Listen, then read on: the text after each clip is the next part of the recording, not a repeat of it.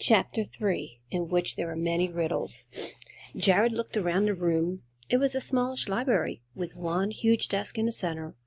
On it was an open book and a pair of old-fashioned round glasses that caught the candlelight. Jared walked closer. The dim glow illuminated one title at a time as he scanned the shelves. They were all strange. A History of Scottish Dwarfs, a compendium of Brownie Visitations from Around the World, and Anatomy of Insects and Other Flying Creatures. A collection of glass jars containing berries, dried plants, and one filled with dull river stones sat at the edge of the desk. Nearby, a watercolor sketch showed a little girl and a man playing on the lawn. Jared's eyes fell on a note tossed on top of an open book, both coated in a thin layer of dust.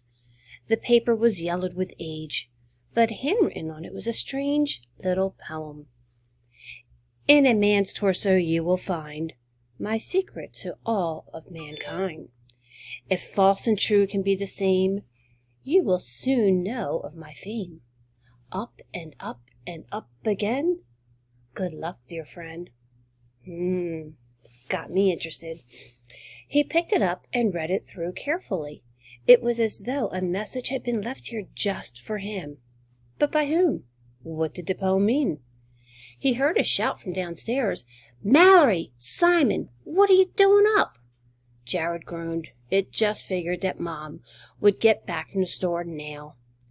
"There was a squirrel in the wall," Jared could hear Mallory say. Their mother cut her off. "Where's Jared?" Neither of his siblings said anything.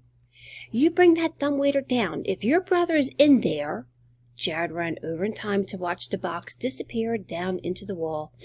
His candle choked on wax and sputtered from his sudden movement, but it didn't go out. "See," Simon said weakly.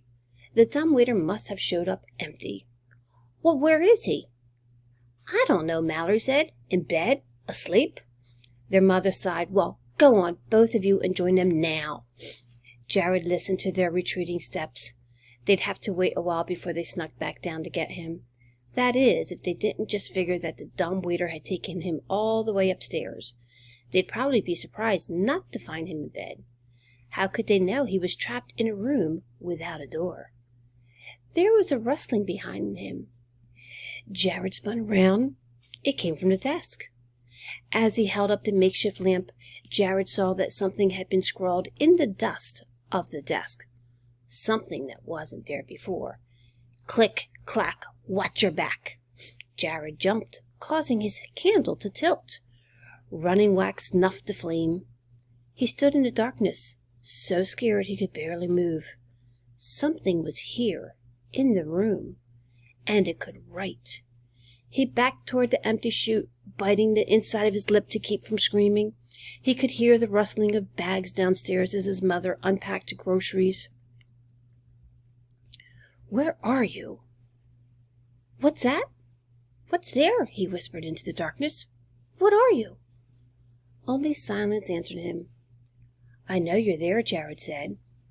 But there was no reply, and no more rustling. Then he heard his mother on the stairs, a door, and nothing. Nothing but a silence so thick and heavy that it choked him. He felt that even breathing too loudly would give him away. Any moment the thing would be upon him. There was a creak from inside the wall. Startled, Jared dropped the jar, then realized it was only the dumbwaiter. He felt his way through the darkness. "Get in," his sister whispered up the shaft. Jared squeezed into the metal box. He was so filled with relief that he barely noticed the ride down to the kitchen. Soon as he got out, he started speaking. "There was a library, a secret library with weird books, and something was in there. It wrote in dust." "Shh, Jared," Simon said. "Mom's going to hear us." Jared held up the piece of paper with the poem on it. "Look at this. It has some kind of directions on it." "Did you actually see anything?" Mallory asked.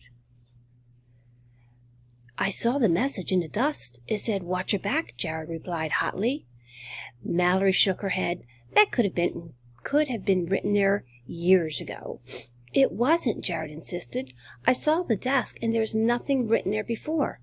Calm down, Mallory said. Mallory, I saw it. Mallory grabbed his shirt in her fist. Be quiet. Mallory, let go of your brother.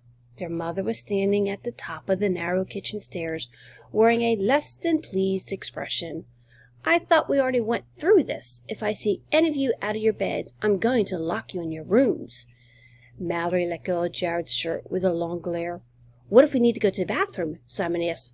Just go to bed, their mother said. When they got upstairs, Jared and Simon went off to their room. Jared pulled the covers over his head and scrunched his eyes shut.